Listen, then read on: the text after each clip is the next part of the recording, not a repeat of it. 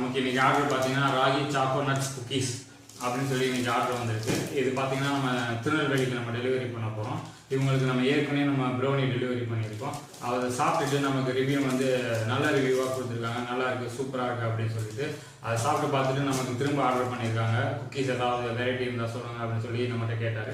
நம்ம வந்து சொன்னது வந்து ராகி சாக்கோ நட்ஸ் குக்கீஸ் வந்து நம்மகிட்ட நல்லாயிருக்கும், சூப்பராக இருக்கும், கிரன்ச்சியாக இருக்கும்னு சொல்லி நம்ம இது பண்ணியிருக்கோம்.